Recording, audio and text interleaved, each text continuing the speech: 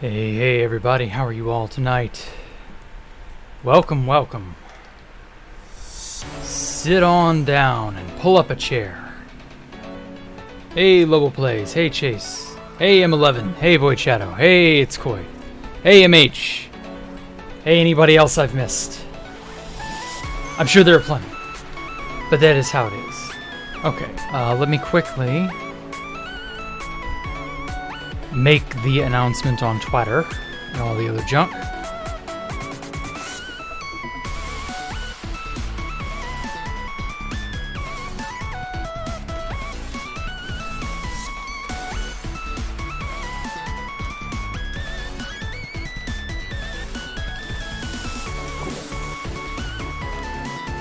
Okay.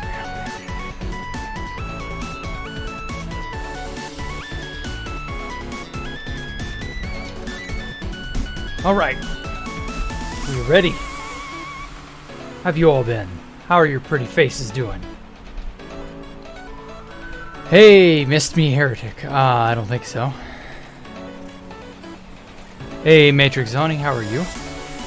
Hey, Lobo Plays. Okay, where did I put that dirt mansion? Very good, okay, I'm glad to hear it, Chase. Okay, yeah, so I put that in last time. Dirt mansion was like over here? Nope. Shit, now I'm getting to the point where I don't know where anything is.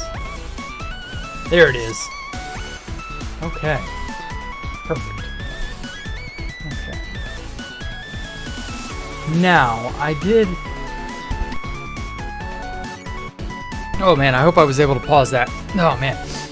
Nasty sneeze just came over me. Anyway, I meant to increase this thing's size and make it more...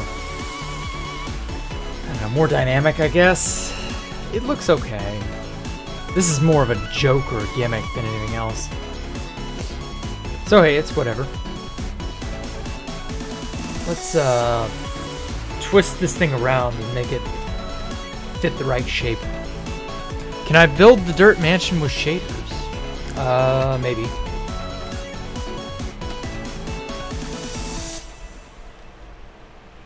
I mean, yeah, it's okay. I guess I could do that.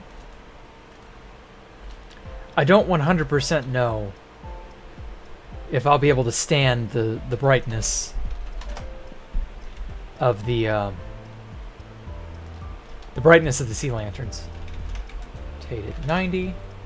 Okay. Now let's get this bad boy about what? 1, 2, 3, 4, 5. And let's go back a bit.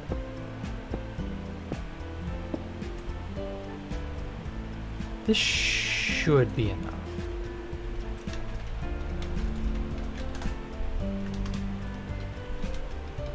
I can't see due to the red. There we go. Yeah, that's better. Yeah, it's a little more in line with everything else. Orientation and size-wise. When I built this dirt mansion, I didn't think anything of it. I just sort of built it without thinking. Okay. So now I'm going to make a proper sort of, I don't know, outline for it, I guess? Footprint? Something like that. Yeah, that'll work. Stack this 30 blocks that way. Not enough. 40 blocks this way. So anyway, not much has really happened today, but because I had such a boring day today, it gave me time to think. Mostly boring days, just they're good for that and that alone. And I got to thinking about something. This is Backrooms related, so, you know, Kane Pixels, the Backrooms, if you're not familiar, go look it up, go whatever, like, here there be dragons. I'll be dragging my balls all over you with spoilers, so be careful. If you don't want to be spoiled, now's the time to run away. Okay, so I got thinking about something. And honestly, it's really kind of like obvious in hindsight. I'm surprised I didn't think of it sooner. And that is in and this is assuming you all know anything about, Kane Pixels of the Backrooms. If you're not familiar with that series, like I said, you gotta go watch it.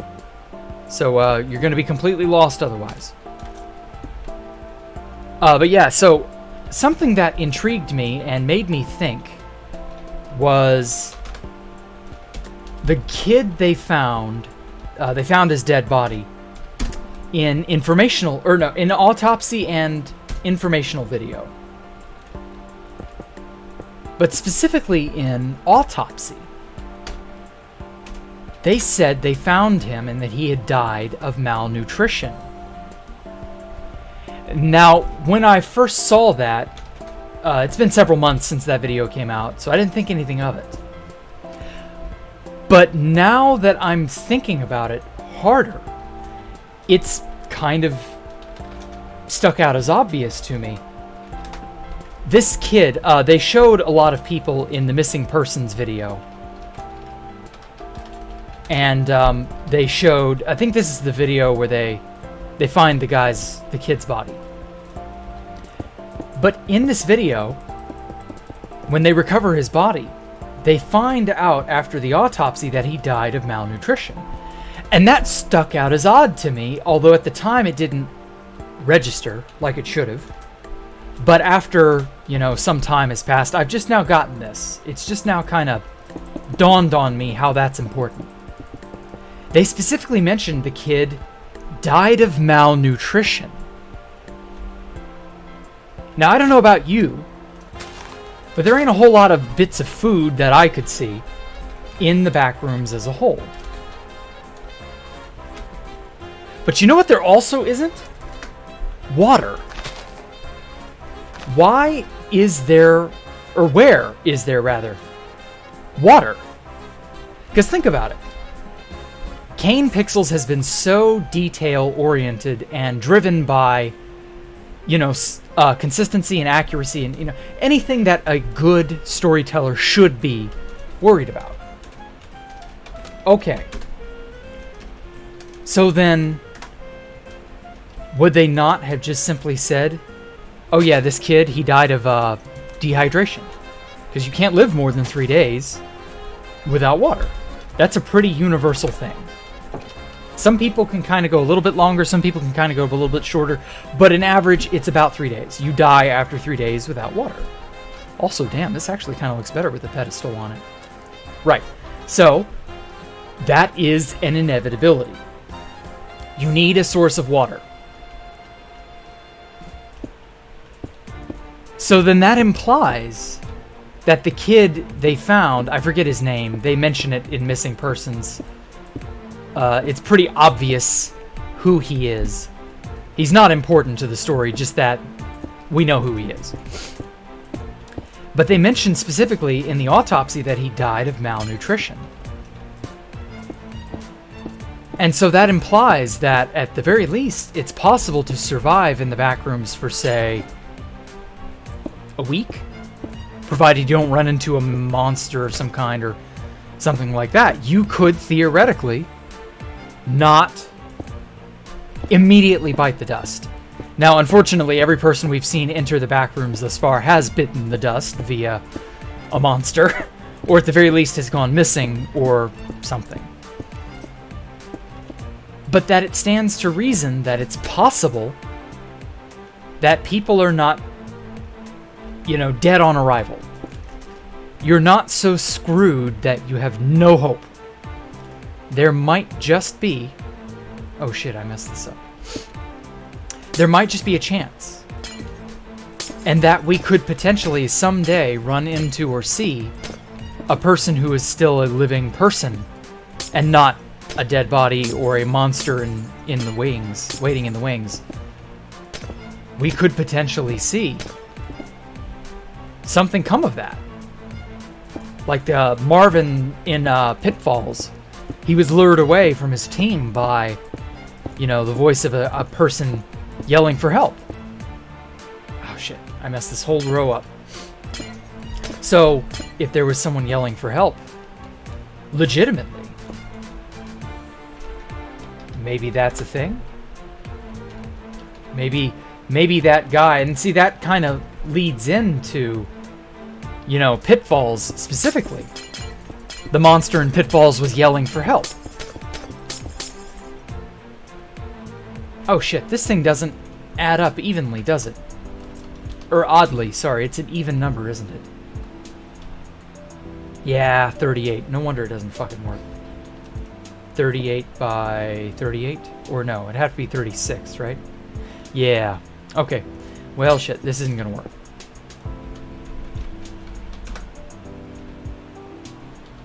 Okay, but anyway, so we know that the guy in Pitfalls, whoever was victim then, if he was yelling for help, and he'd been living down there for some amount of time, it stands to reason that he found some sort of water source and didn't die from dehydration. He died from malnutrition as well, and then became a monster. Probably the monster that was yelling for help, but it's too hard to say. Everybody's kind of quick to jump on the, he died while yelling for help, and whatever it was came and, you know, attacked him, and that's why he was yelling for help, because the monster is just imitating the victim's last words. But I don't know.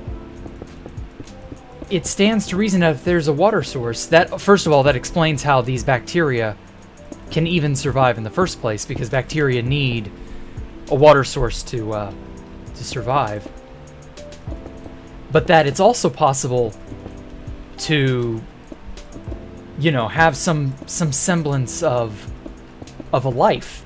This might end up being that, even though, yeah, we're seeing lots of poor, unfortunate people fall into the back rooms and just be screwed, but we might actually run into a survivor or possibly even a settlement.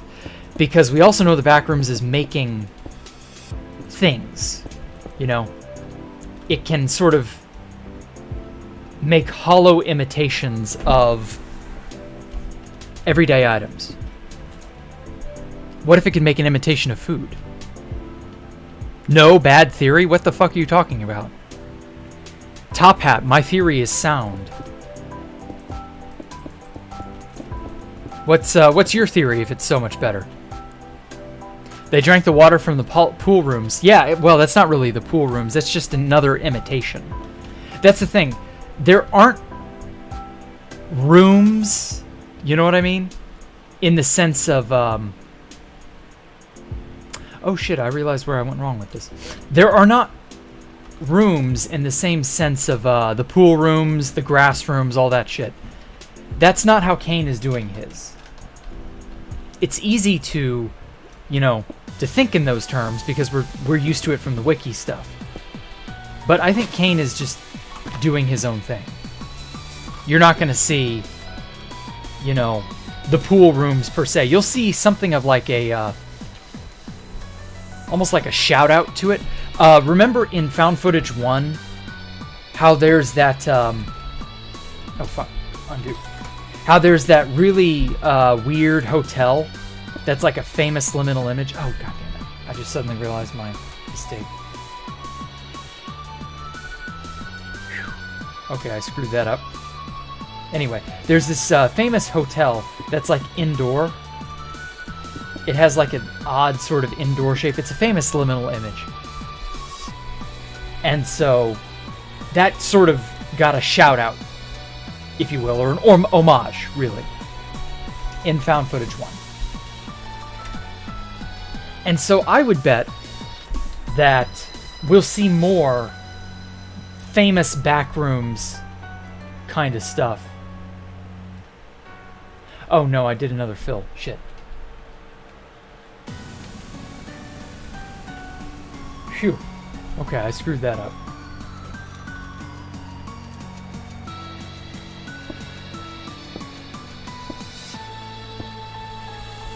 But yeah, it stands to reason that we'll see another bit of reference to other famous liminal spaces and things of that nature. But that clearly,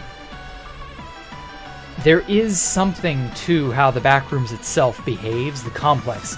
Actually, yeah, screw it. I'm not going to call it the Backrooms because that's too mouthy, too much of a mouthful.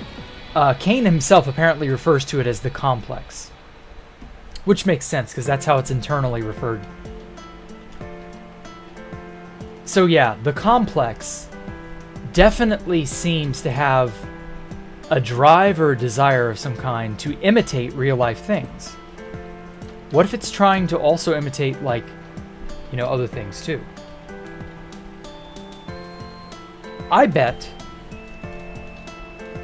that the bacteria monsters are the Backrooms' attempt at imitating life forms. Because it's trying to imitate implements and objects, you know, everyday, ordinary junk. And we see that it's very bad at it.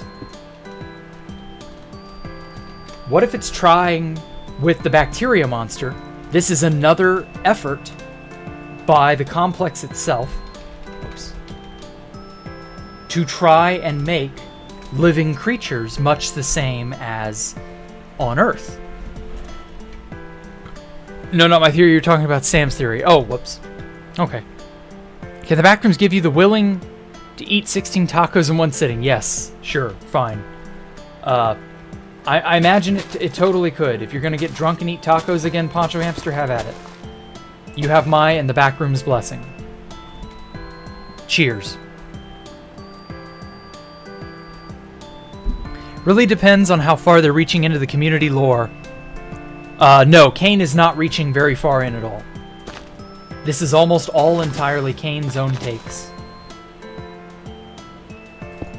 It's not meant to be, you know, all these incredibly different dynamic areas like what we are, you know, used to. Everything is just sort of in service to whatever story Kane is trying to tell. That's what you will expect to see.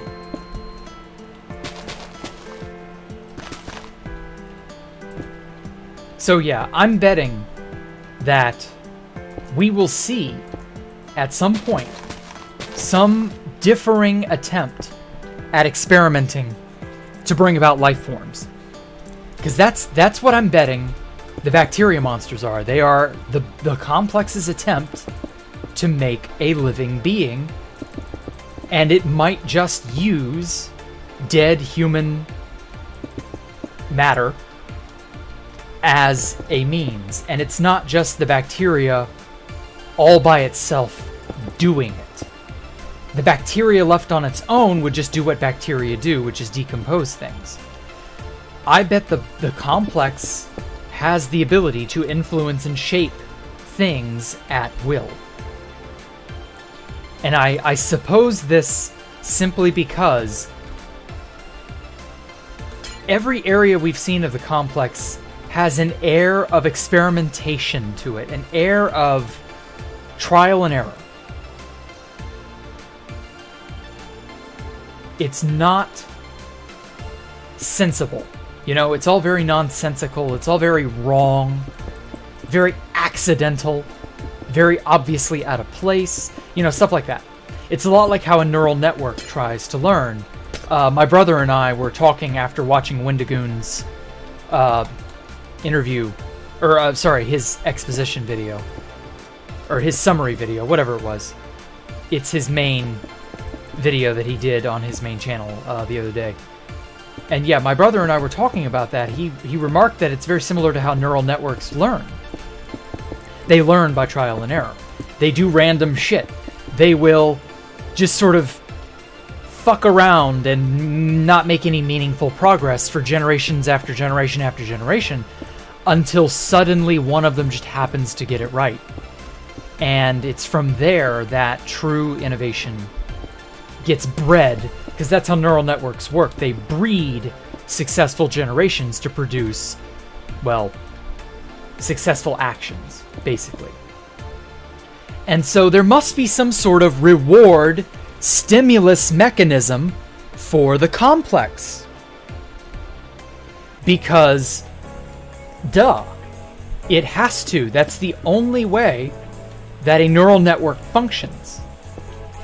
It's not a simulation, it's an organic neural network. Because a lot of people are saying, well, it's a simulation like a video game or a hologram or some shit like that. No, that didn't make sense. We would see some sort of intervention on the part of whoever engineered this. If it was indeed a video game or a simulation or some shit like that, it would have a market effect. And, I mean, think about it. If you go mucking about on someone else's GitHub repository, they're going to know, right? If you somehow gained access to it. They wouldn't just let you. I mean, unless they're dumb. But obviously, whoever or whatever is in charge of the complex isn't dumb. It's just not good at imitating real-life stuff. Yet. I bet it's gonna get scary good. And Wendigoon was positing the idea that by the time of Found Footage 1, which is what, like, I guess chronologically Found Footage 1 is the most recent occurrence, the most recent events. I would be willing to bet that everything we saw in Found Footage 1, beyond the yellow wallpaper area, was all the same type of stuff as the farm area and the housing bedroom area we saw in Found Footage 2.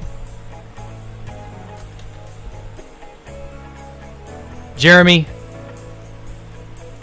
don't fucking do that. Bad.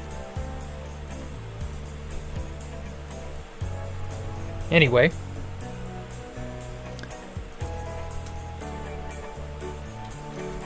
Yeah, he was spamming the word Space Valkyria, I bet. Don't fucking do that. Anyway. So yeah, it was, I would be willing to bet that most everything we've seen up till this point in the main series is the result of this, I don't know, alien world gen, I guess? Yeah, I guess alien world gen makes the most sense. I don't know, it's so strange otherwise. There's no good explanation apart from that.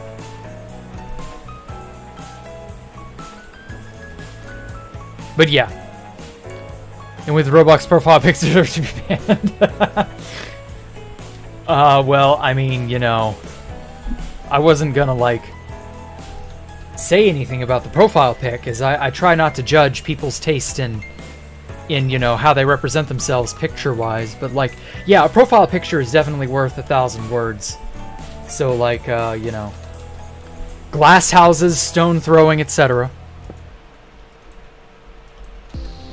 But anyway, yes, so back to what I was saying. So yeah, I would be willing to bet that at some point we will see some really, really crazy shit. And then maybe even an attempt to make a hospitable environment. Though that last bit is more of a guess than anything else. Oh shit, 12. 12. I'm not gonna have a center point. Oh well. 6, 6. Let's err on the side of this one. But yeah, it's interesting. I wonder if there aren't already areas that the teams just have not yet stumbled across that actually have food in them. Though I don't know that it would be edible, because the Backrooms fucks everything up so far. It's not good at imitating the real world, but that it is indeed attempting to do just that. Whether or not it will ever be successful, I don't know. But I gotta wonder. Now, what also stood out as odd to me, and this is not something I've seen any theory or anything on.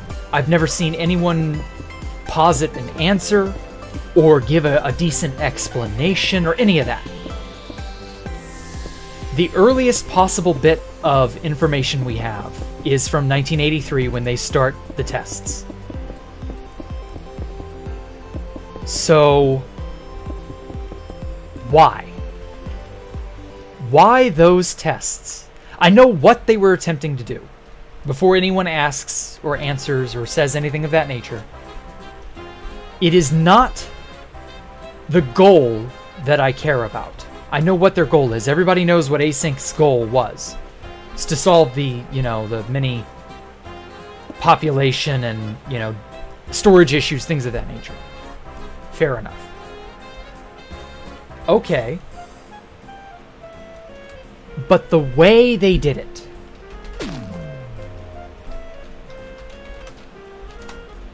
The problem I have with their test isn't so much that they did the test. And I'm talking the very first test, the one that sent the marble through.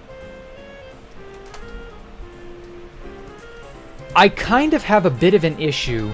Actually, I'm going to make this thing go back farther. I kind of have a bit of an issue with their rhyme and reason.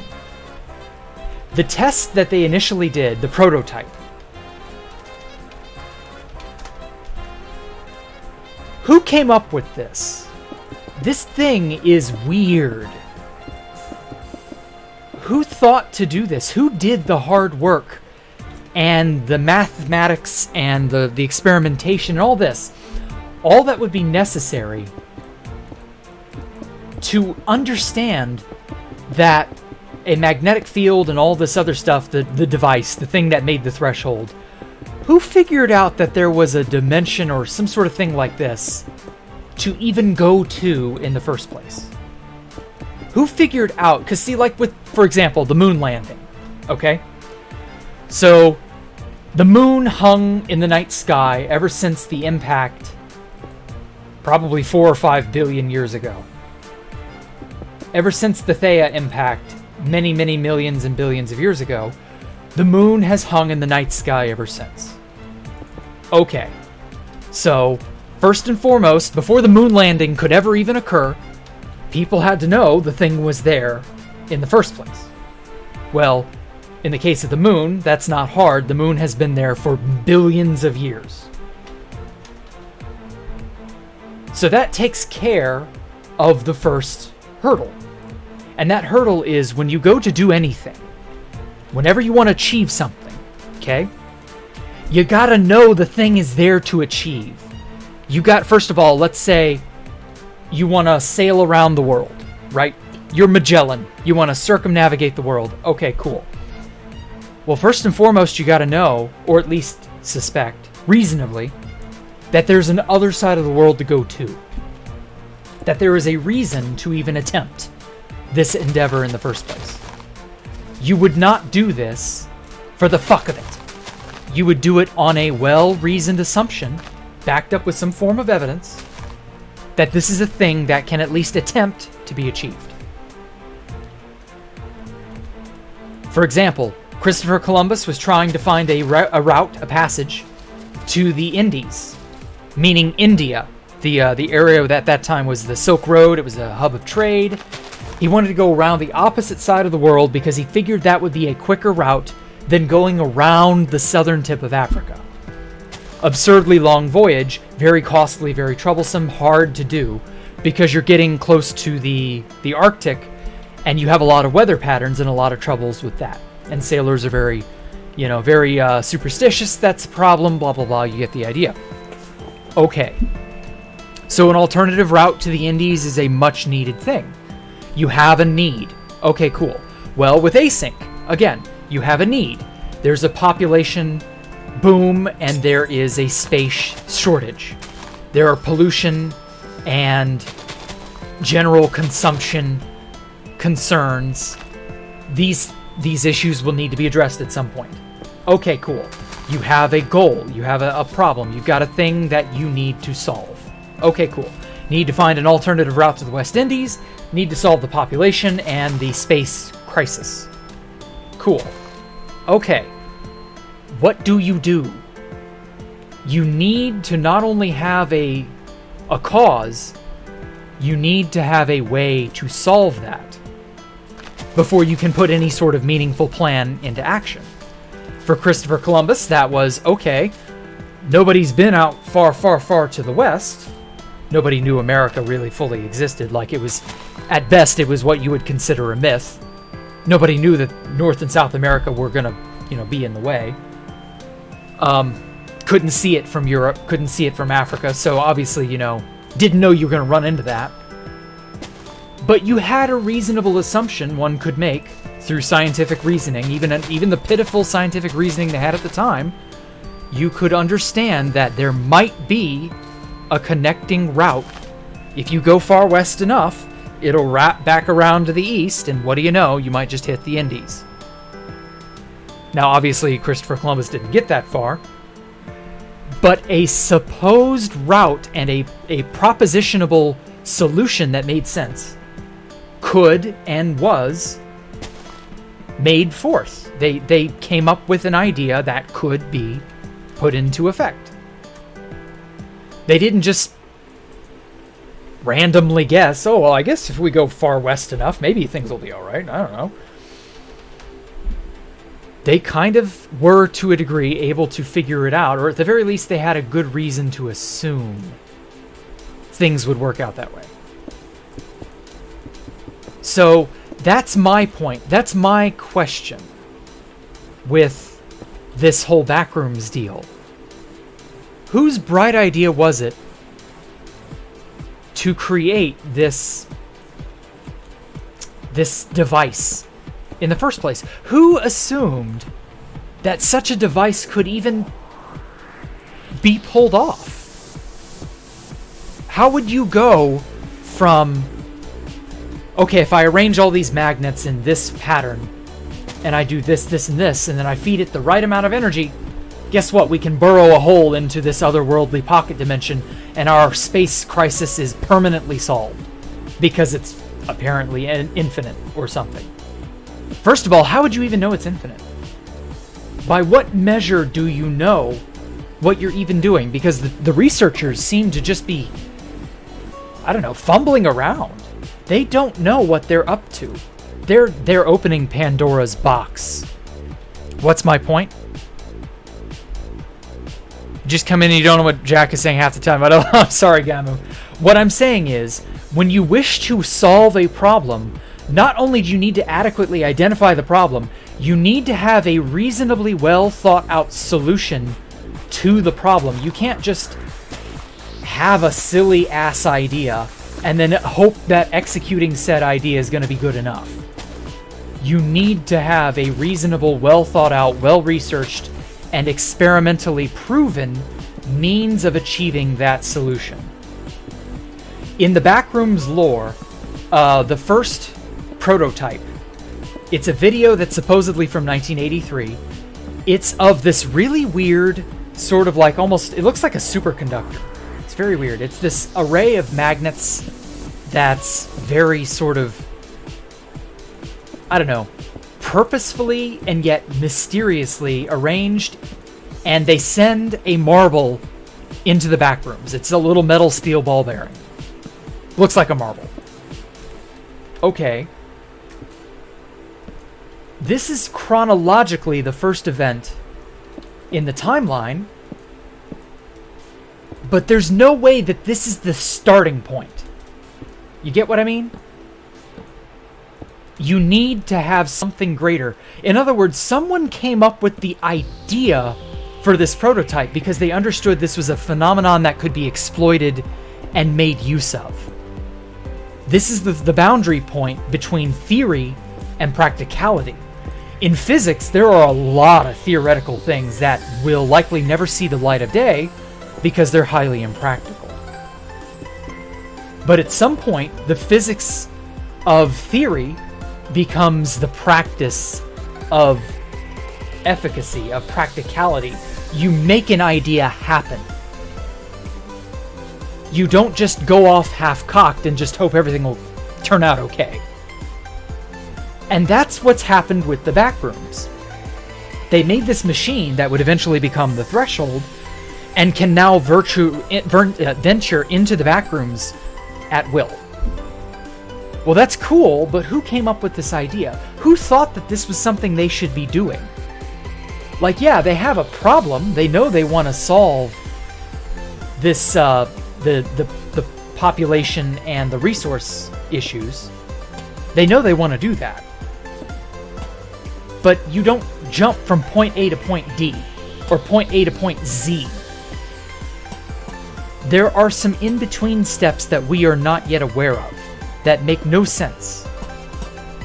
Someone had to have thought up this prototype and had to have experimentally proven that there is a dimensional space that one could reach, and that this device is capable of burrowing through space and time to make it. This happened somehow. It didn't just happen by accident. So who came up with this idea? Did it just sort of organically come about? Did someone know something that they aren't sharing with the rest of async, I guess? Someone has access to something or some amount of information that they have withheld. I'm curious to know what it might be. Okay. There we go. In other words, I wouldn't be surprised if we come up against another video at some point, and that video takes place even earlier than any other previous video we've seen thus far. Shit. How am I messing this up?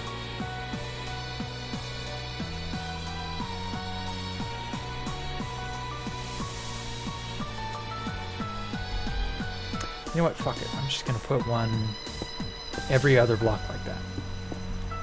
Anyway, I would turn it into the government. What now? If you found an extra dimensional gateway in a random shipping yard, what would you do? I wouldn't fucking touch it because it's too dangerous to touch. An interdimensional gateway, is it one way or is it two way? Can you go back? Because everybody we've seen drop into the Backrooms has been stuck there.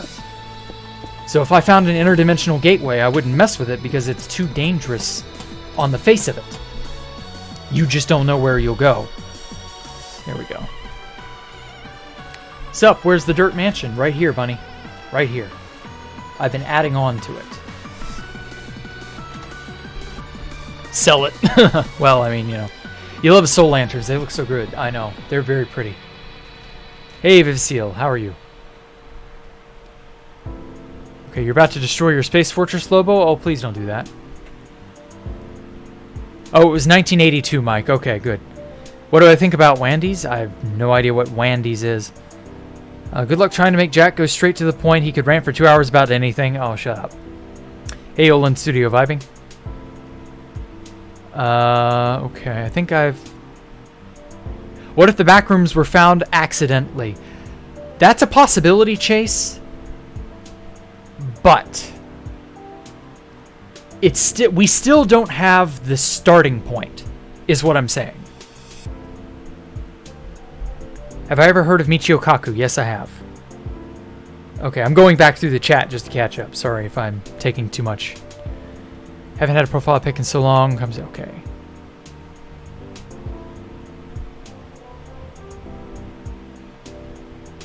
Okay, cool. So yeah, if they do find about infinite space, would they try to keep it a military secret, not make any money out of it? I doubt that. An infinite space would be really fucking dangerous. But that depends entirely upon how the space itself behaves. So I don't know.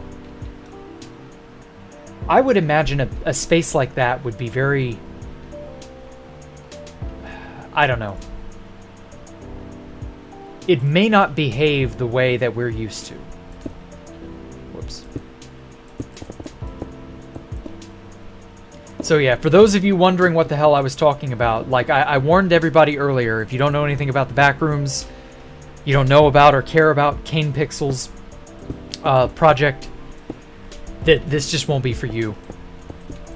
But yeah, anyway, so it's, you know, it's interesting that we have an action, but no initial cause for this action yet. It doesn't seem to make sense yet. In other words, it's like calling an exterminator before you know when your house is going to be built. You get what I mean? You know, at some point you're going to have to call an exterminator, at least for like a protection plan or something. But if you don't even know when your house is going to start being built on, you wouldn't jump straight to the exterminator part. You would have to already have the house done and at least suspect there being some sort of a pest problem. And that's where we are with the Backrooms right now. Kane Pixels is the Backrooms. There's seemingly no rhyme or reason to why we would be at the stage that we're at. And by that I mean they've already made the threshold. They know about the Backrooms as a whole. They know there's hostile shit inside it. But I still feel like we're missing some steps. There's an initial starting phase to this that has yet to be exposed or explained. Maybe that's coming. Who knows? I wouldn't be surprised if we get another one that's like even earlier than Prototype, which was 82, 83. Something like that. So yeah, that's basically the point that I was trying to make. It doesn't make sense yet. We don't have all the information, and there's more that I guarantee you is going to have to come out at some point. There's got to be something more that we don't know yet.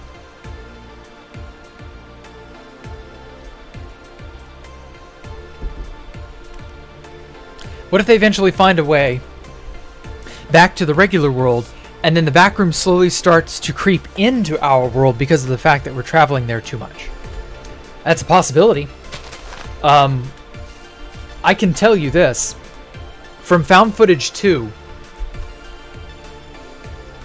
any sort of jostling or messing with these no-clip points, or these the points that the fabric of reality are kind of weak at. The woman in Found Footage 2, she recognized this little spot in her garage was weird because items that she dropped into it would accidentally disappear. And that's how she got sucked into the Backrooms.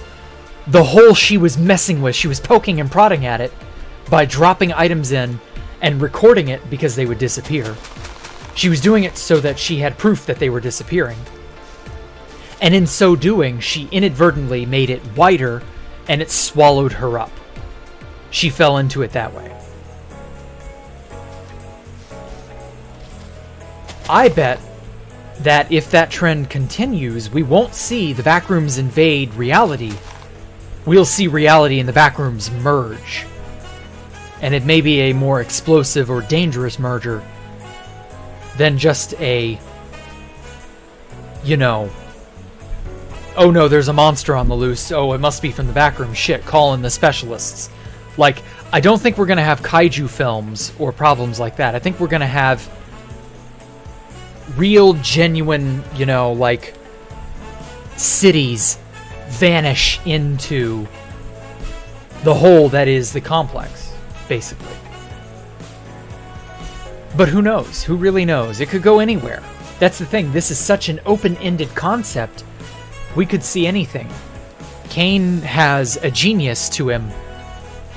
It was a tape measure. No, she stuck the tape measure down, and I think an object attempting to exist on both sides of the hole into the Backrooms, I think that widened it such big enough that it pulled her in. At least that's my personal theory. And until we're given any more to work with, I guess we'll just have to go with that. But, like, this is only going to happen more and more. You know what I mean? This is not the first time. Oh, take care, Andrew. You gotta go? Okay. Async is not responsible for any disappearances, mauling, but yeah, well, who knows?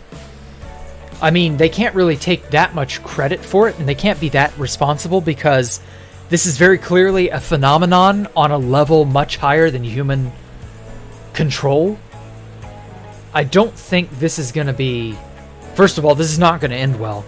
And second of all, they don't fully understand what they've messed with. This is Pandora's box. Definitely. This is definitely a Pandora's box scenario. And it's not going to end well. I know it isn't. 8 blocks, damn it.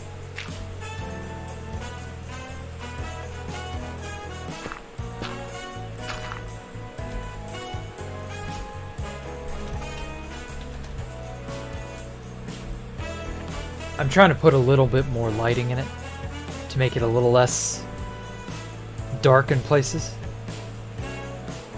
Oh yeah, I said I would put a glass protector of some kind over it. Yeah, fuck it, why not? And then... Actually, if I'm gonna do that, there should be a wider entrance, and then there should be a glass thing in front.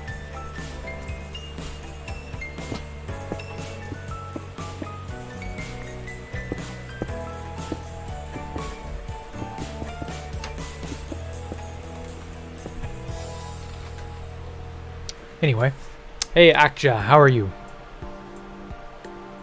It was a tape measure, yeah. Don't you dare add another block that's not dirt.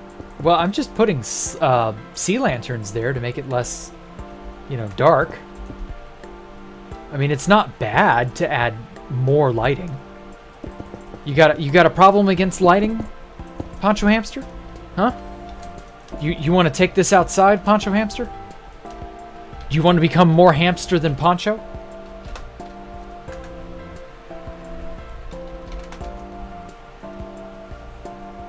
Holy shit, Jack, put 2 blocks of dirt together and called it Jacktherippa build. Past predicted, future fucking crazy. I mean, the future's always been fucking crazy. You should already know that by now, Mike.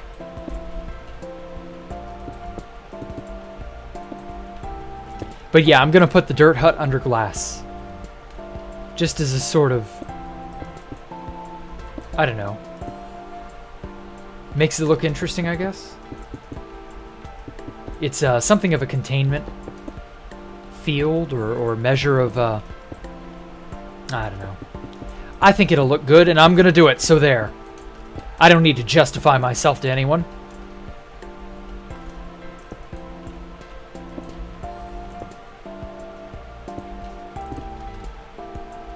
There we go. Oh shit.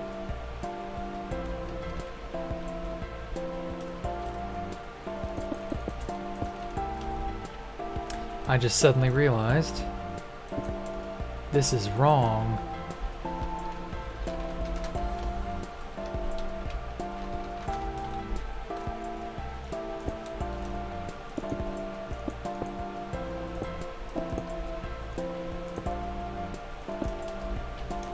There we go.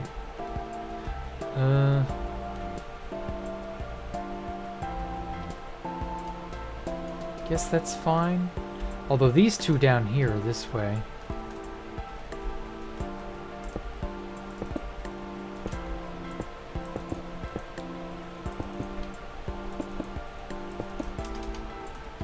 Yeah, that's a little better. Then I'll put a...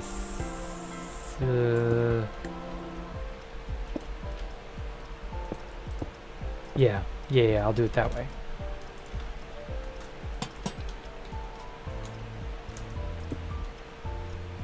Perfect. And then this can just be regular ass quartz. Is Rick and Morty correct? No, Rick and Morty is not correct. Solar opposites is more correct. Come on, Jack, your name is not that hard to spell. AK Ja? I don't know how to say your name, man. You don't show up here often enough for me to know your name just by heart. I don't think Jack gets the references at this point. No, not really. Oh, by the way, I've not watched the newest episodes of Rick and Morty from the latest season. I kind of fell out of love with Rick and Morty, I hate to say. Brick and Morty are just... Brick and Mortar are just not that interesting to me, I hate to say. The show got to be too full of itself. I don't know how else to put it. It just feels... meh. I don't know how to say it any else way. Am I gonna watch season 6? No, I'm not. I'm gonna watch Solar Opposites. That show fucking slaps. Solar Opposites is where it's at. That is a way better show than Rick and Morty. And I realize that may sound almost heretical to some people. But, yeah, no, Rick and Morty was very kind of excessively preachy at times. That Stella's reveal is most likely posted on my Twitter. Yeah, it is. What about Stella's reveal? Oh, hi, Mohammed. Jack told some people at one point in time. We got to see him. It was funny shit. I forgot what I did when that was. When was that, Mike? How long ago was this? I think Stranger Things is good. I've heard good things about Stranger Things, but I've never watched it, so I wouldn't know. How would shaders be with night vision? Ooh, that's a good idea, Lobo Plays. Let me try that. Actually. Oh, whoops. No, it would be effect.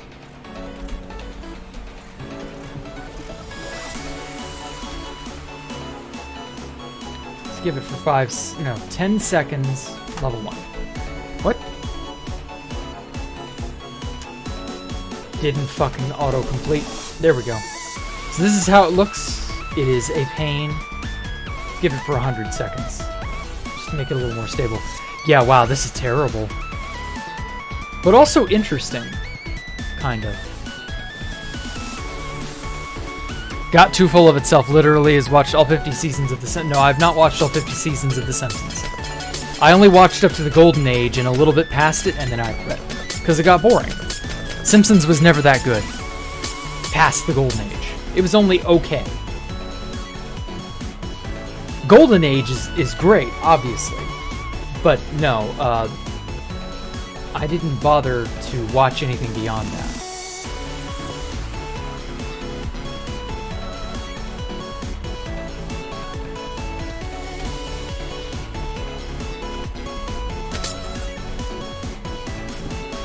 There we go.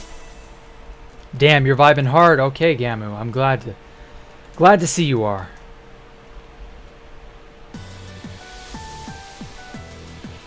Okay, now what's it look like without?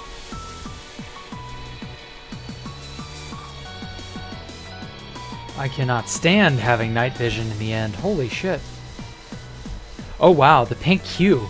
I haven't seen this in ages.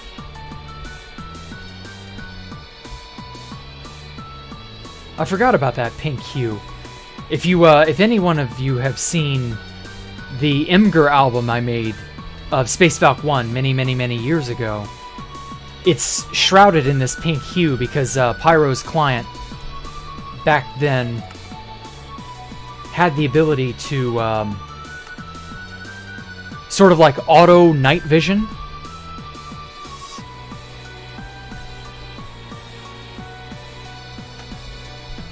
Which is, it was a client-side version of night vision. And it was just a toggleable, full bright. It was pretty cool, honestly. You never needed a legitimate night vision potion because you always could just toggle the ability on and off at a moment's notice. And it gave this pink hue to the end. I guess that's a hard-coded thing. I thought it was a thing that Pyro's client used to do, but I guess not. It's very interesting. Golden Age Simpsons, the ones that Conan took part in. Oh, I know. Oh, they're amazing. Oh, hey, Zyrozy. It was Avalisium 2 Discord I was in. There were some people who didn't know who I was, and I was like, I can put 2 lyric blocks together and call it a Jacktherippa build. Oh, yeah, I remember that now. Gotta admit, the Dragon episode from Season 5 was off the chain. Oh, it was. Wait, Dragon episode, is this a Simpsons thing or a Rick and Morty thing? Not sure. Anyway, Sanford and Son. Oh man, you were stuck in the 70s, dude. Okay. Well, anyway, so this is what the place looks like with hard night vision. This is what it looks like with shaders and hard night vision. Damn, you still can't see 2 feet past you. Why is it that with a high render distance and shaders, I still can't see shit? Even though I'm like, it should be visible. Oh well, whatever. I don't care that much. Oh, I'm still going, Ghost. Still going. Did I see your backroom door theory? No, I did not. Just tell me on Discord. I'll be more likely to see it there. Simpsons still writing in the Golden Age vibe, yeah. Use a mod like that called Gamma Controls for Fabric. Okay. Interesting. Oh, hey. No, I don't remember the TV show Emergency. What was it about? Rick and Morty. The dragon episode was hilarious. Oh, okay. I might give it a shot. I don't know. Huh. Bro, the only thing you like about the 70s is Sanford and Son and All in the Family. Oh. Well, in that case, I'm sure it's fine.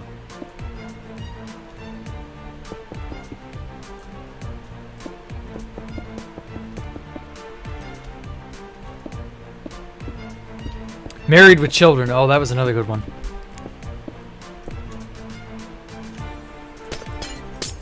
But I still say Solar Opposites is where it's at. I mean, you can have your opinions, but, you know. Okay, yeah, I like that. This needed a cap of some kind. I don't know. Is Jack giving a crap about Minecraft mob vote? What? No. What about the Minecraft mob vote? What does that have to do with anything? Emergency was a TV show that aired in the 70s show about ER. Oh. Well, they made a show like that in the 90s called ER. And it was very, very popular for a long time. My parents loved it. I hated it. And Isolation the Dragon episode with the rest is it. The rest of the season's not that good. Okay. Okay, I will maybe just do that. Yeah, I will definitely say you're stuck pre-60s. Top hat. What's this biggest anime battle I'd like to see? A player from Yggdrasil in Overlord that is capable of challenging and actually defeating the main bad guy, Ein Zulgon. I would love to see Ein Zulgon get a legitimate challenge and it be left on like a cliffhanger or some shit. That would be a great way to end Overlord. And just have it be like, did Ainz win? Did he not? Who knows? I would love that. Yggdrasil, the 2B2T tree? No, Yggdrasil is from Norse mythology, dude. It's been, like, used in a bajillion different games and anime and comics, all sorts of things. Movies, video games, the works. In Overlord, there was a massive super MMORPG that was done in virtual reality called Yggdrasil Online. And Yggdrasil Online was absurdly popular for many years. And then eventually it shut down. And when Yggdrasil Online shut down, the main character was role-playing as his MMORPG avatar. And then when the servers all shut down, he was transported to this completely new world in which he was his MMO character. And he'd become an Elder Lich. And he was this absurdly powerful level 100 character, and like he was unstoppable. Oh shit. There we go. And yeah, it was a really interesting, kind of strange concept. It was pretty cool, honestly. It's called Isekai, although it's not exactly... It's not a new concept these days, but back when it was, you know, first started, wasn't too bad. Another thing you learned yesterday was your great-granduncle was the longest serving clerk in the New York Supreme Court. Wow. Damn, 50 years. That's something.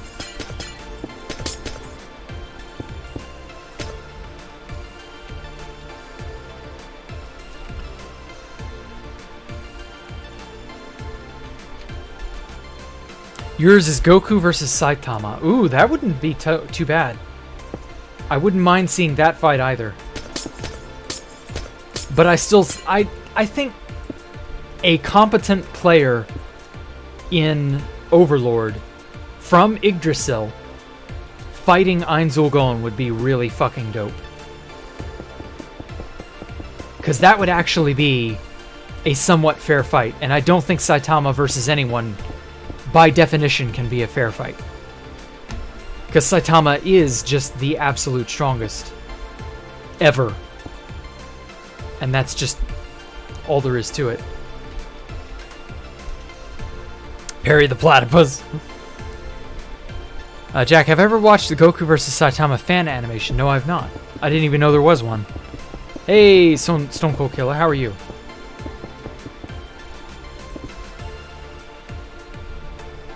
Goku would win. No, I don't think so.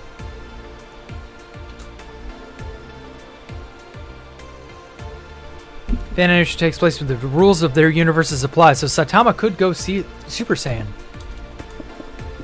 I don't think he would need to. He can obliterate entire planets. Goku has never been shown to be able to obliterate a planet.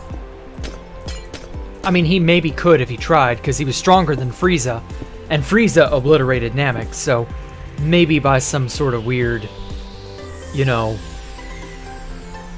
law of, I don't know. I don't fucking know. Point being, it would be worth seeing, definitely, but I'd still say Saitama would win, and it would ultimately become a very one-sided fight.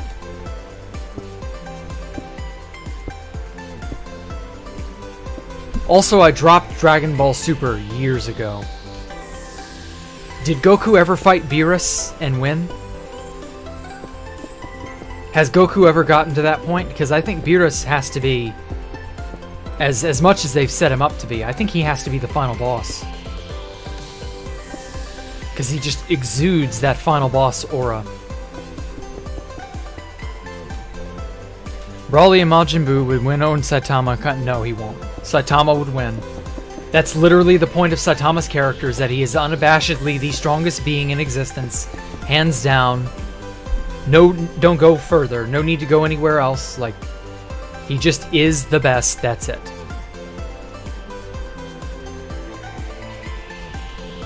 Full stop. Just Zeno-sama himself would vanish Saitama. No, he wouldn't. Saitama would somehow find himself immune to it or whatever. When they mentions he's a Berserk mode, which I think is Saitama's version of Super Saiyan. Ah. The thing with Saitama is that in this world, everyone's extreme desire turns him into a that thing. Yeah, his desire was to defeat anyone with one punch. His power will always increase. Yes, exactly, MH. You get it. I dare say there could never be anyone else who would ever beat Saitama. Just because that would defeat the point of there being a person like Saitama. Saitama is by definition the strongest because he has to be.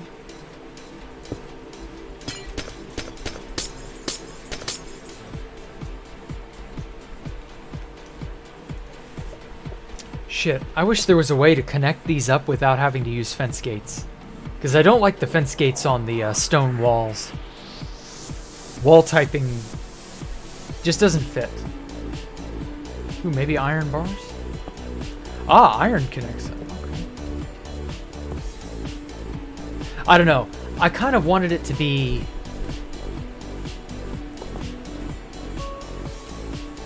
somewhat connected, maybe.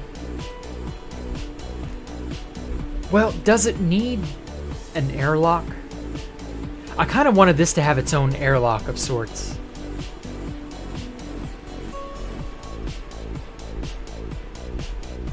Yeah.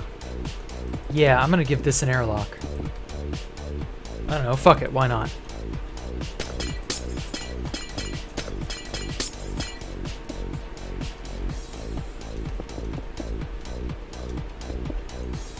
It doesn't need it, but I want it.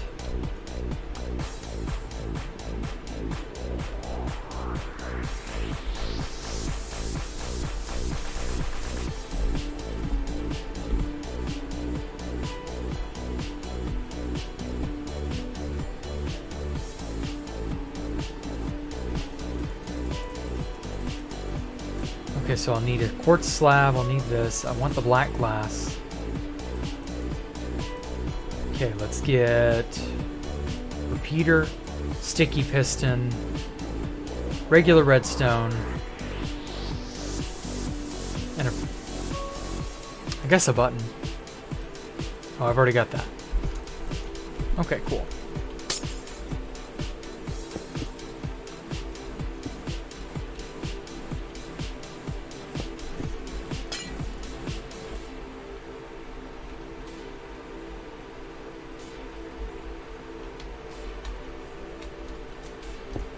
I'm gonna make me an etho door.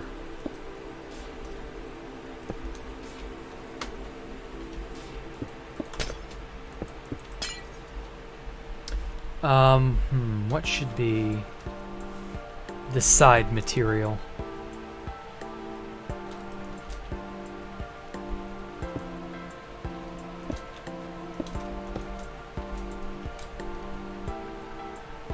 What do I have these doors up here made out of? I've forgotten.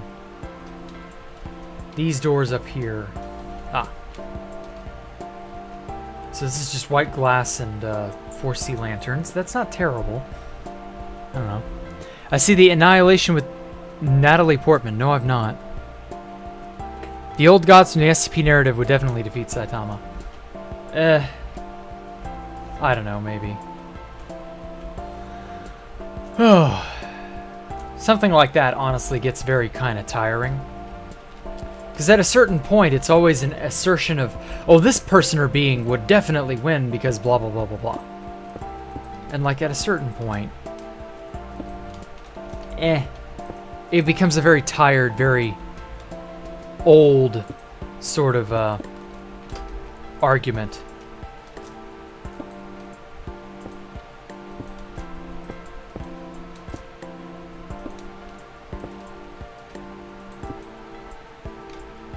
There we go.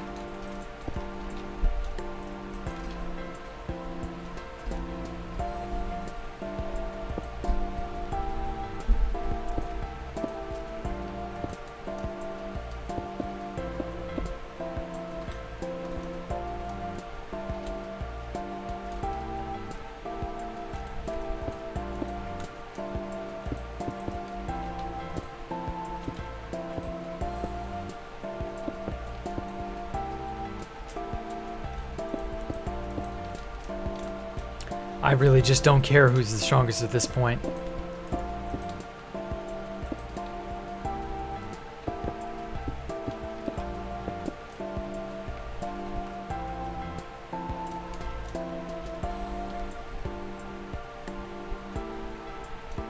Wait a minute. That may not work.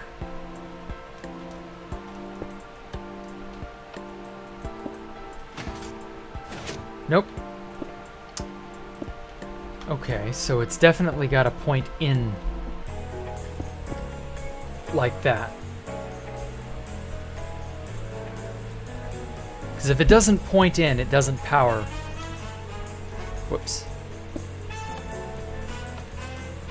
Yeah. Okay. Well, instead, let's... what's a good one? I guess the torch method?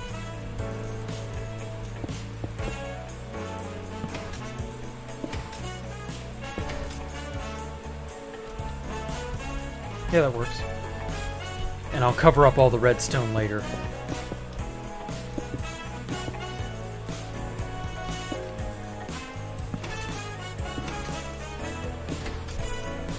Okay, so that gets the tops and sides. Or that gets the sides, not the tops, sorry.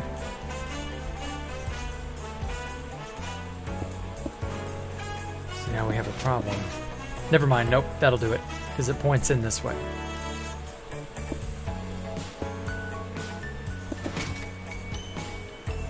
Alright, cool. So that shuts that.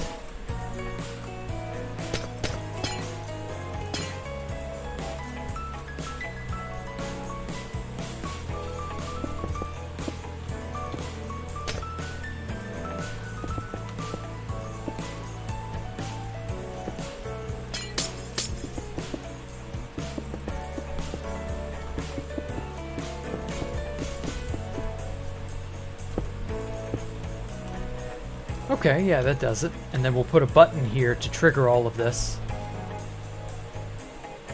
Since this is sort of like an area in quarantine, I guess.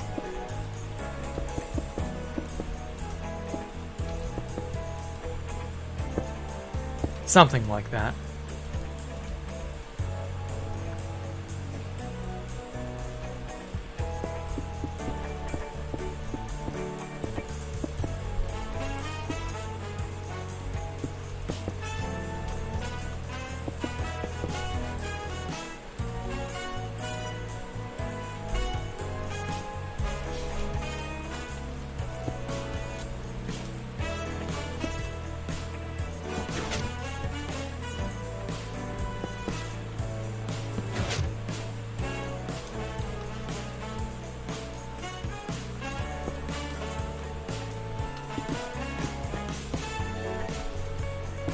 I hate to have to destroy all this, but I've got to be able to effectively wire everything up.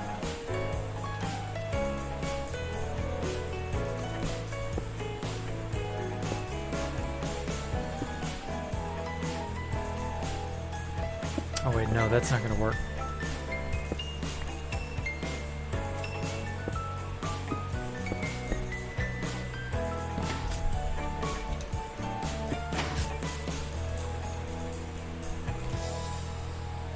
Okay, that's better.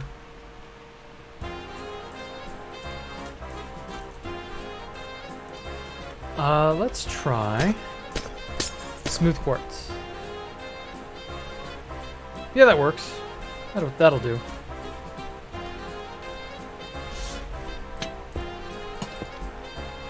I'm gonna cover all this so that the redstone is not exposed, obviously. Anyway, make the door open when you right-click on the dirt block with a hoe. I could do that, but how would you Podzol over Podzol? What? Oh, hey, Blue Plus. Sorry, I didn't see you come in. The dirty air from Space Valk can't contaminate this masterpiece. Sure, whatever. Annihilation was a trippy watch. Okay. Just made some popcorn. Ah. Okay. So, how would it revert back so that you wouldn't need to, you know, do that every single time?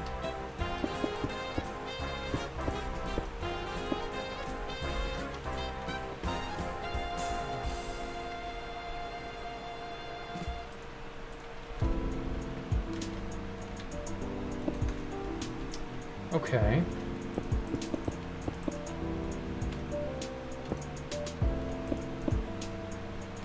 So I can put a pressure plate here to trigger this.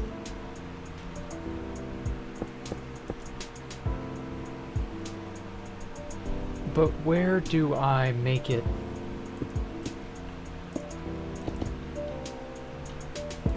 Maybe with this?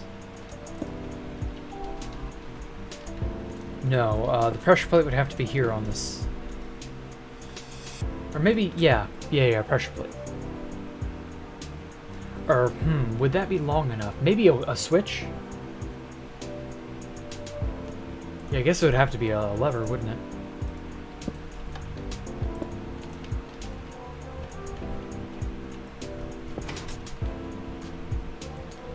Okay, so this puts a redstone block here, which powers this line.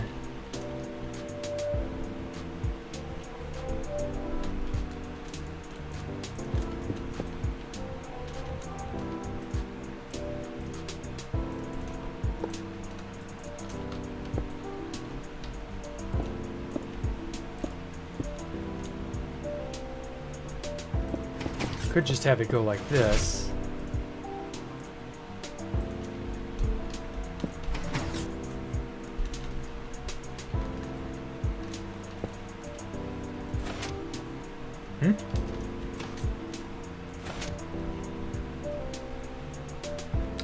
Oh, it's fucking tucked into itself.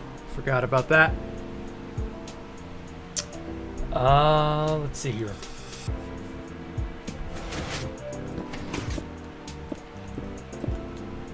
Oh, that's the water of the disc. I can't mess with that.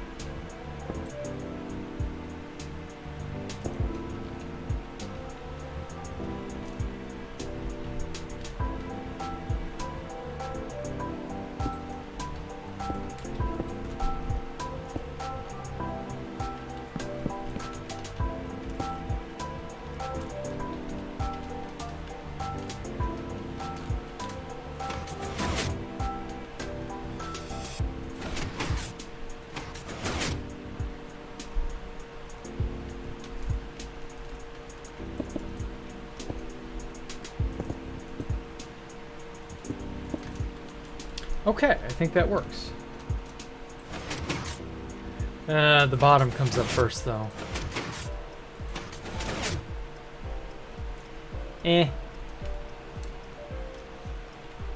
Oh yeah, because this is just powered directly to there.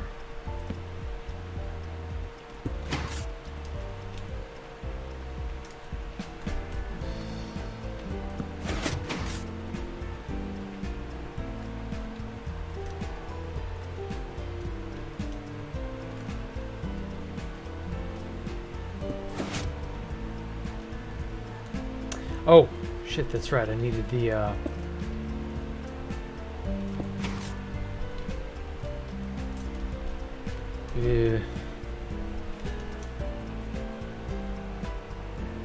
maybe if I snaked this around.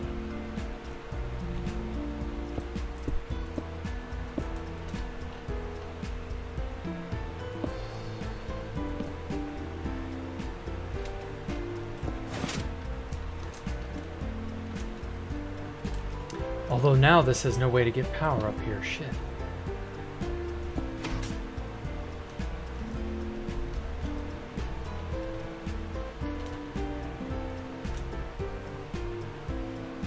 Well, actually, I could just do the same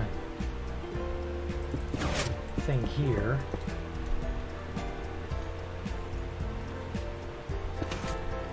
Oops.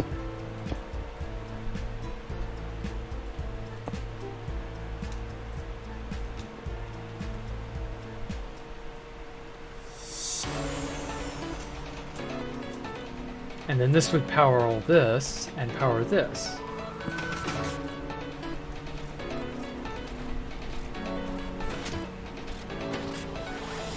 But we created a power loop, of course.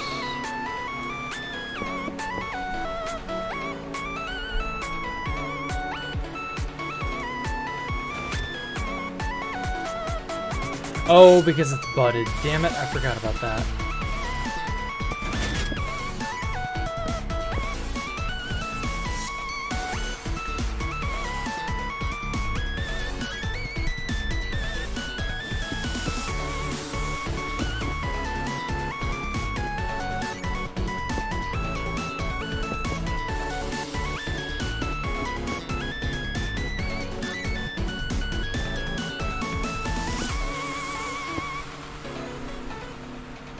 Okay, so that'll feed into there, turn that off.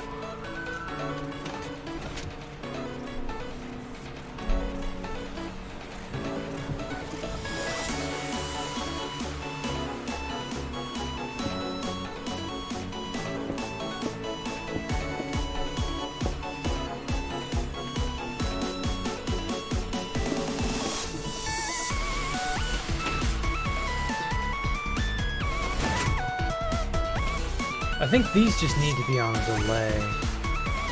Though I'm not sure how. Maybe an observer. Oh, observers. Shit. Why didn't I think to do an observer?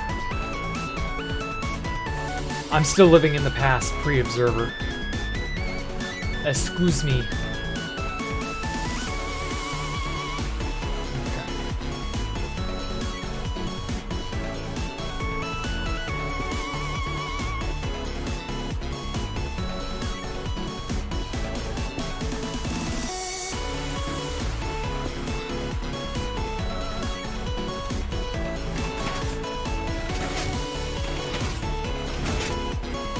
Damn, that's instant.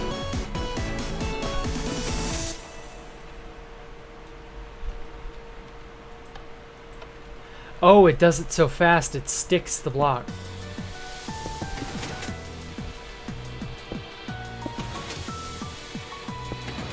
Huh. Okay. Oh, whoops, I needed that there. Well, that'll actually revolutionize this quite a bit.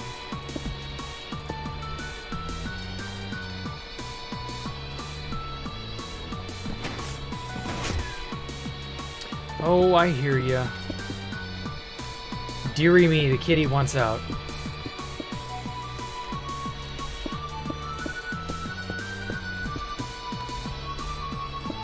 The Ballad of Ellie, constantly whining. Have I ever told you the Ballad of Ellie the Whiny? It's not a story you would hear from normal 2B2 ears.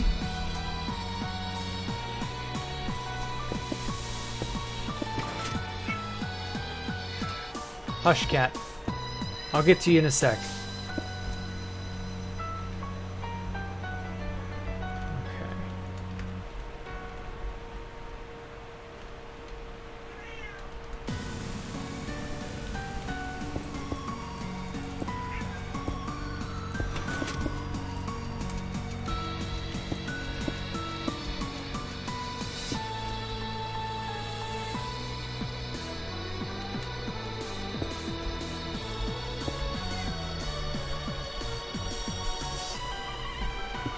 Okay, so now all I have to do is just trigger all of these observers simultaneously. Easier said than done, I guess.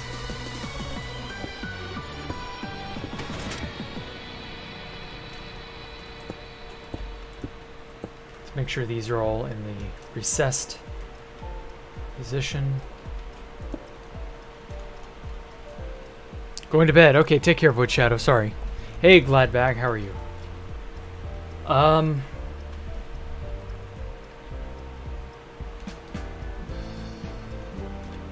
Reasonably speaking, I should probably have these over here.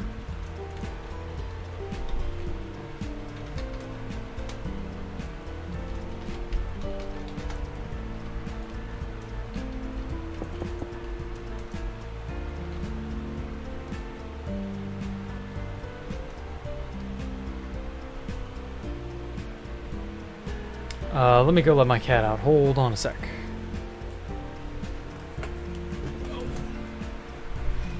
Yeah, I know.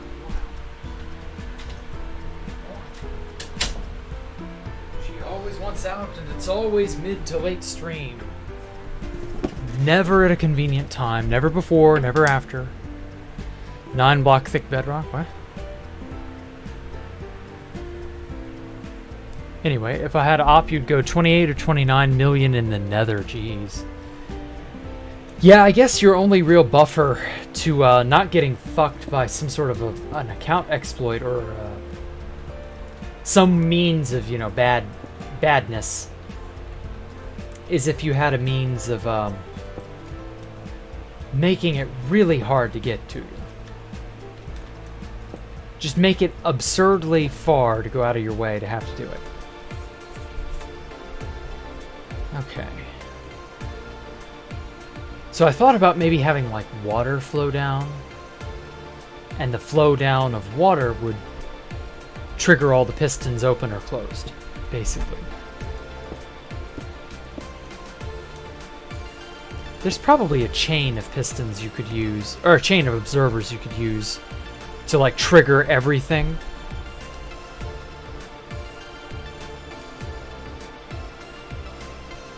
And I'm convinced that I can do it.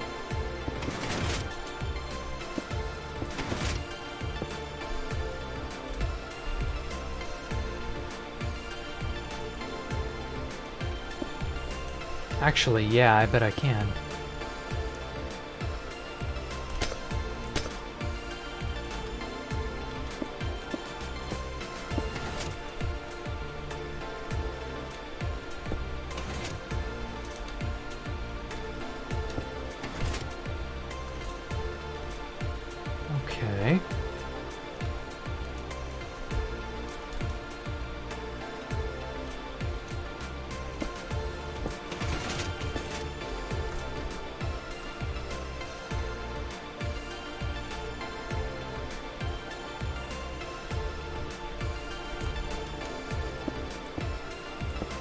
Oh shit. Hit the wrong piston.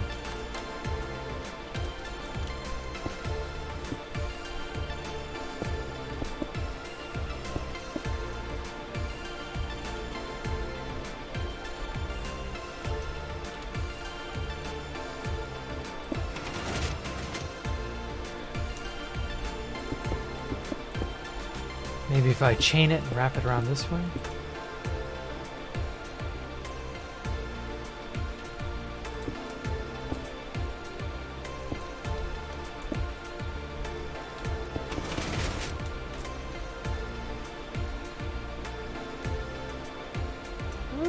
This could work. Maybe.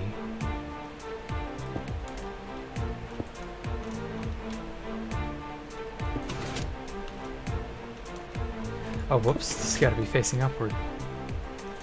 You know, I've really not played with observers before.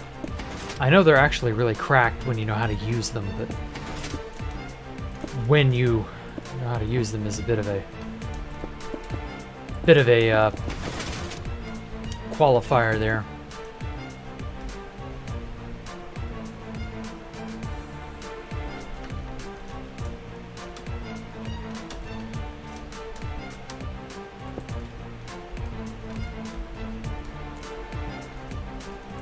Actually,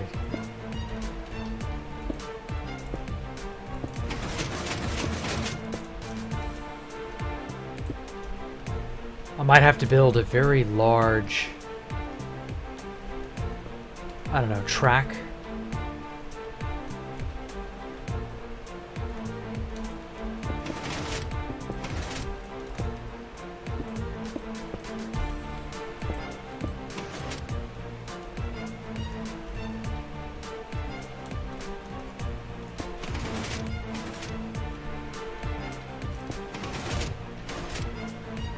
Do these not pulse fast enough?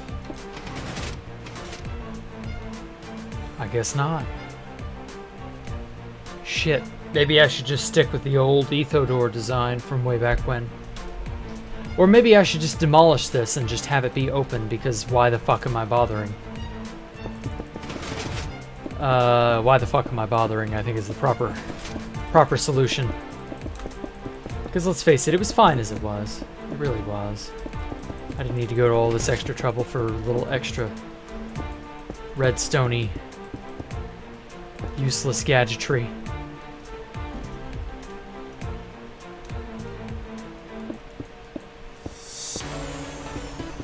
I tried.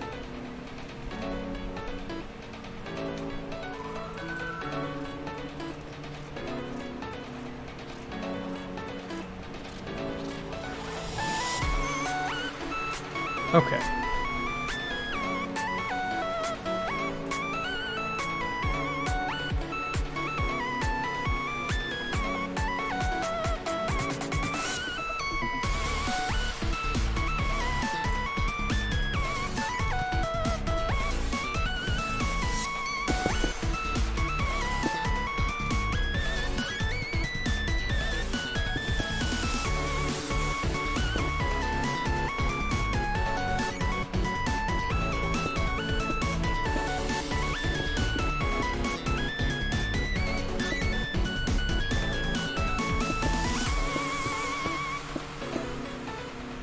There we go.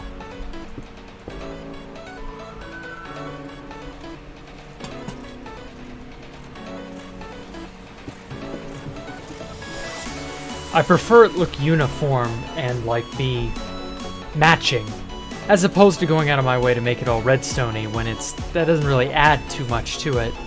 And also it just makes it a bigger project than it needed to be. So yeah, it's fine. I should have just stuck with the blackstone walls and called it a day. Because that still looks pretty snazzy. Good enough. How long have I been live? About an hour and a half, it's froze. So yeah, I think this'll do. Push-up door? Maybe. Maybe just remember, do you have homework? Oh boy. I said that like 3 times already? What? Oh, Lobo Plays is making me... Yeah, he has said that a bunch. POV, you're Andrew Tate. God, I don't want to be. No. Night's almost over and you haven't done your homework. Ooh. Well, you better get to it, school children. No, fuck it, I don't want that there. Okay, yeah, this is good enough, I think, for this particular building. So yeah, I think it turned out pretty well. I got to rant about the Backrooms, and I don't know, designed a pretty decent looking little terrarium under glass, what have you. I think it works. And then I got to make a few more designs for, like, can you live there as an endermite? Well, thank you for the donation, Poncho Hamster, but no, you can't.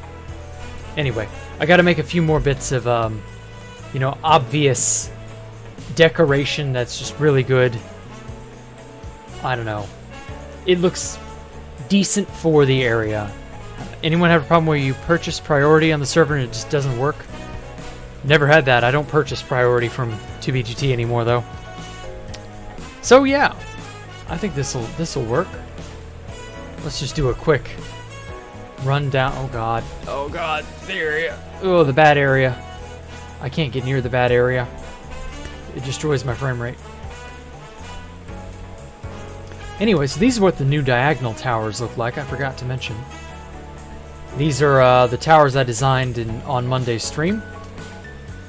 I put them on the exact perfect diagonal, 45 degrees, on all four axis or cardinal, or no, it would be secondary. That's it. 4 secondary directions. It goes exactly into the dead center of the base at a 45 degree angle. I think it's pretty cool. Pretty fucking awesome.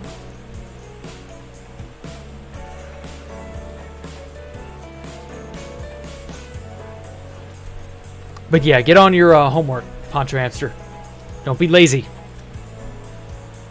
Recently decided to start playing again after wanting to say about 5.5 years. Jesus. It just disappeared after all that time, so you repurchased it again and boom, nothing happened. Aw. I'm sorry to hear that. I hope you're not like blacklisted or some shit.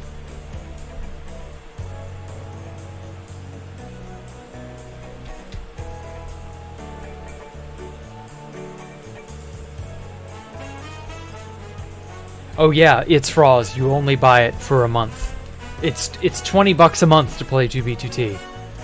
Just so you know. It's actually kind of absurd. The veteran queue, yeah, veteran queue's long gone.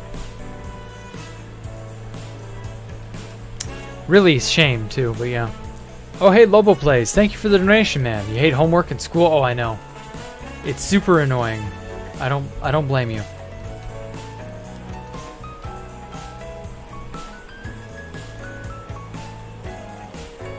At least it's online, so you can make a whole PDF in 15 minutes. Ah, well, good. So yeah, this is the whole base, pretty much, for right now. As I add on to it, it'll get more and more dynamic, even more than it already is. But yeah, I'm pretty satisfied with it. Damn, this turned out way better. This building right here turned out way better than I thought with shaders. Holy crap, that's cool. But thank you all so much for your donations. Oh, this turned out pretty well. Pretty neat looking too. Fuck.